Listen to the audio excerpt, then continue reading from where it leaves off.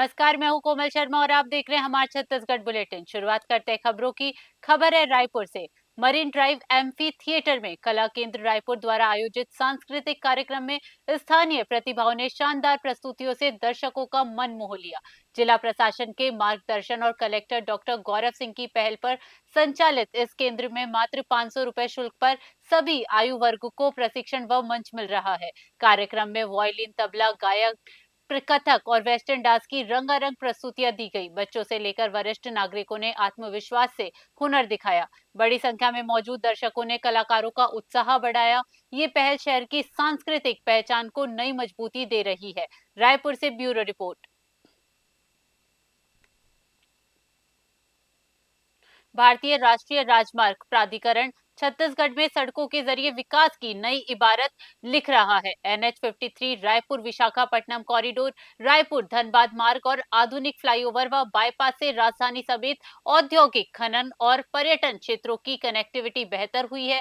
सफर का समय घटा है और व्यापार, निवेश व रोजगार को बढ़ावा मिला है। दूरस्थ इलाके भी अब मुख्य धारा से जुड़ रहे हैं। बेहतर सड़क नेटवर्क से राज्य को लॉजिस्टिक और औद्योगिक हब के रूप में मजबूत पहचान दी गई है। रायपुर से ब्यूरो रिपोर्ट।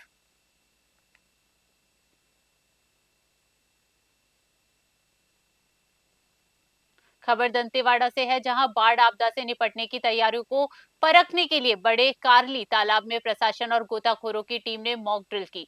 नाव के जरिए डूबते युवक को बचाने का अभ्यास किया गया तथा सायरन और माइक से दिशा निर्देश दिए गए। स्वास्थ्य विभाग ने प्राथमिकी उपचार और राहत केंद्र की व्यवस्था संभाली। अधिकारियों ने लाइफ जैकेट, नाव, ईंधन व नियंत्रण कक्ष 24 घंटे सक्रिय रखने के निर्देश दिए। दंतेवाड़ा से ब्यूरो रिपोर्ट।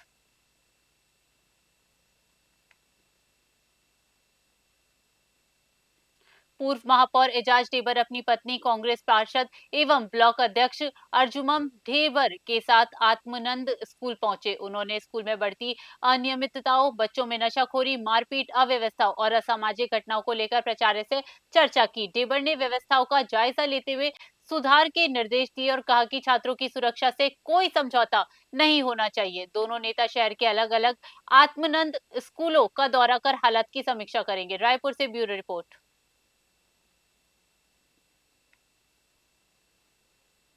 माननीय राष्ट्रपति श्रीमती द्रौपदी मुर्मू के बस्तर आगमन के दौरान पूना मार्गेम अभियान के तहत बड़ी सफलता मिली। बीजापुर जिले में 85 लाख रुपए के इनामी 30 नक्सलियों ने पुलिस व प्रशासन के समक्ष आत्मसमर्पण कर मुख्य धारा में लौटने का फैसला लिया। शासन की पुनर्वास नीति से प्रभावित होकर नक्सलियों ने हिंसा छोड़ने की बात कही। सुरक्षा बलों ने इसे बड़ी उपलब्धि बताया। बीजापुर से ब्यूरो रिपोर्ट। रायपुर पुलिस की anti crime and cyber unit ने उड़ला सिविल लाइन और कोतवाली थाना पुलिस के साथ संयुक्त कार्रवाई कर अंतरराज्यीय गांजा तस्करी गिरोह का पर्दाफाश किया। पुलिस ने 14 अपराधियों को गिरफ्तार कर करीब 60 किलोग्राम गांजा, जिसकी कीमत लगभग 30 लाख रुपए है, जब्त की। आरोपी उड़ीसा से गांजा लाकर कई राज्यों में सप्लाई करते थे। सभी के खिलाफ NDPS एक्ट के तहत कार्रवाई की गई है। रायपुर से ब्यूरो रिपोर्ट।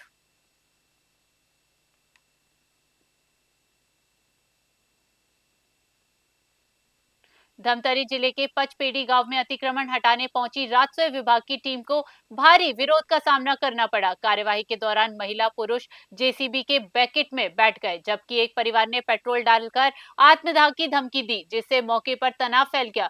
स्थिति बिगड़ते देख प्रशासन ने कार्यवाही रोक दी। गांव में 22 अतिक्रमण चिन्हित किए गए हैं। अधिकारियों ने बताया कि मंगलवार को अतिरिक्त सुरक्षा बल के साथ दोबारा कार्यवाही की जाएगी। धमतरी से तरुण निषाद की रिपोर्ट।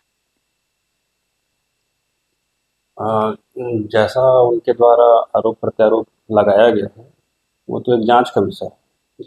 वर्तमान में ग्राम पंचायत के द्वारा प्रस्ताव पारित किया गया है, जिसमें करीब 22 अतिक्रमणकारी हैं, जिन्होंने कुछ ने बाउंड्री लगाया है, बाउंड्री बनाया है और उस बाउंड्री के अंदर खेती किसानी कर रहे हैं, किसी प्रकार के कुछ सामान रखे हुए हैं। और एक व्यक्ति का, जहाँ तक मुझे जानकारी है, छोटा सा घर है, उस घर में रहना नहीं होता है, क्योंकि मैं खुद मौके पे गया था, वहाँ रहना नहीं हो रहा था। और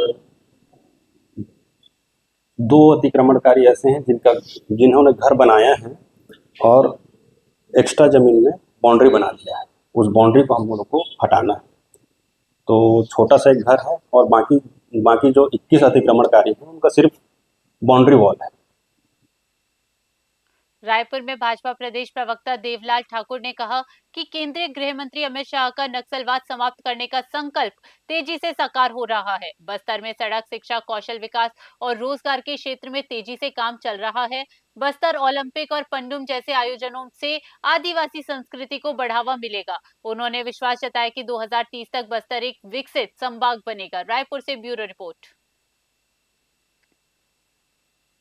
हमारे देश के यशस्वी गृह मंत्री श्री अमित शाह जी ने मार्च तक नक्सलियों के खात्मे का संकल्प लिया, जो अब सिद्ध होने जा रहा है।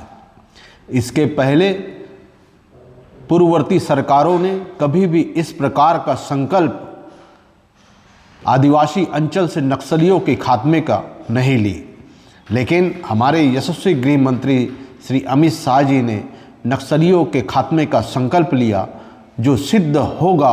और उसके बाद जनजाति क्षेत्र में, आदिवासी अंचल में उनके विकास के लिए जो कार्य किए जा रहे हैं, निश्चित ही बहुत तीव्र गति से होगा।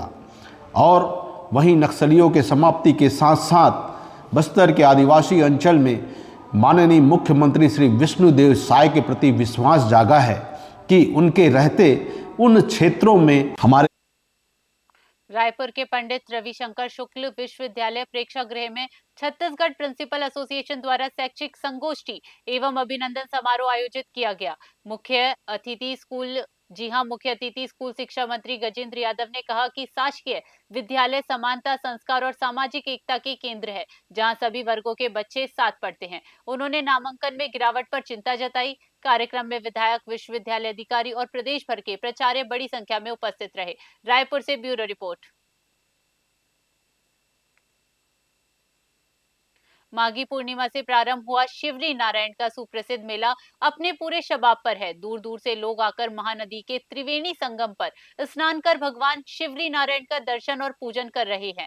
उड़ीसा सहित अन्य राज्यों से कीर्तन भजन की मंडली भजन करती दिखाई दी। जगह जगह सत्यनारायण भगवान की पूजा, मंदिरों में रामायण का आयोजन, सिनेमा, झूला और मौत कुआं जैसे आकर्षण का केंद्र है। ये आध्यात्मिक मेला है। यहाँ लोग अपने जीवन में भगवान की भक्ति को प्राप्त करने तथा भगवान शिवरी नारायण जी का दर्शन कर मोक्ष प्राप्ति के लिए आते हैं। बिलासपुर से ब्यूरो रिपोर्ट।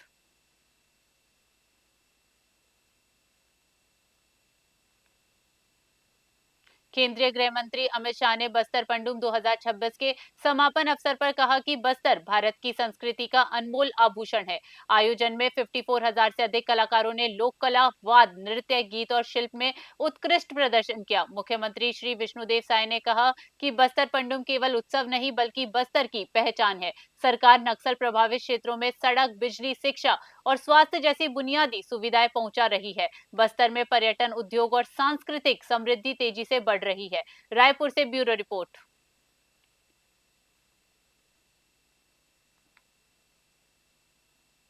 राजनांदगांव शहर में कानून व्यवस्था मजबूत बनाने हेतु पुलिस ने व्यापक कॉम्बिंग गश्त अभियान चलाया। पुलिस अधीक्षक अंकिता शर्मा और अतिरिक्त पुलिस अधीक्षक कीर्तन राठौड़ ने के मार्गदर्शन में 3 टीमों ने थाना कोतवाली, बसंतपुर और पुलिस चौकी चिखली क्षेत्रों में सघन गश्त की। अभियान में 60 अधिकारी कर्मचारी शामिल रहे और 45 से अधिक असामाजिक एवं संदिग्ध व्यक्तियों की जांच की गई। नाबालिग अपराधियों के माता पिता को बच्चों की सुरक्षा के निर्देश भी दिए गए। नगर पुलिस अधीक्षक और संबंधित थाना प्रभारी लगातार गश्त में सक्रिय रहे। ये अभियान भविष्य में भी जारी रहेगा। राजनांदगांव से ब्यूरो रिपोर्ट।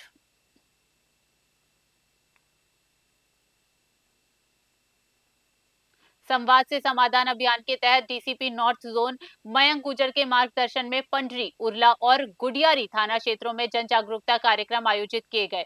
विद्यार्थियों, नागरिकों और ग्रामीणों को साइबर सुरक्षा, नशा मुक्ति, महिला बाल सुरक्षा और यातायात नियमों के पालन के महत्व के बारे में जानकारी दी गई। कार्यक्रम में ऑनलाइन ठगी, संदिग्ध लिंक, कॉल से सतर्क रहने और साइबर अपराध की स्थिति में 1930 पर शिकायत करने की सलाह भी दी गई। रायपुर से ब्यूरो रिपोर्ट।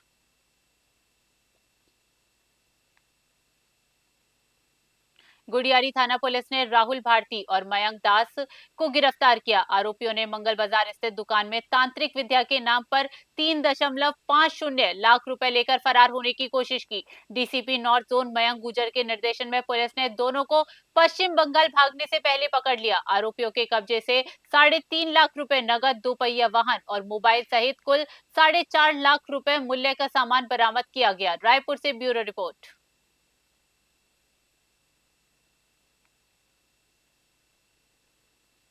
पुलिस अधीक्षक अंकिता शर्मा ने पुलिस चौकी मोहरा का औचक निरीक्षण किया। उन्होंने चौकी की कार्यप्रणाली, अभिलेख संधारण और अनुशासन की समीक्षा की। ड्यूटी में तैनात जवानों से संवाद कर उनके हालचाल और अनुभव जाना। थाना स्टाफ को सजग, संवेदनशील और पारदर्शी कार्य करने तथा संवाद अभियान के तहत नागरिक जागरूकता बढ़ाने के निर्देश दिए। निरीक्षण के दौरान स्टाफ के समर्पण और मनोबल की प्रशंसा की गई। राजनांदगांव से ब्यूरो रिपोर्ट।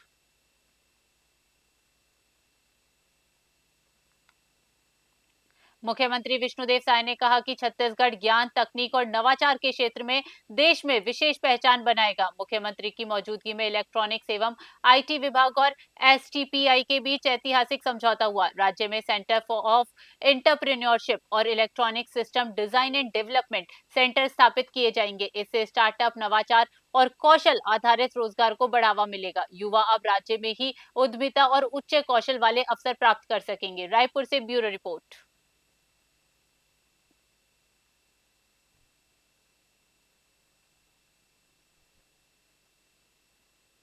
हमारे छत्तीसगढ़ बुलेटिन में फिलहाल के लिए इतना ही। देश दुनिया की बड़ी खबरों के लिए बने रहिए न्यूज़ 21 पे। नमस्कार।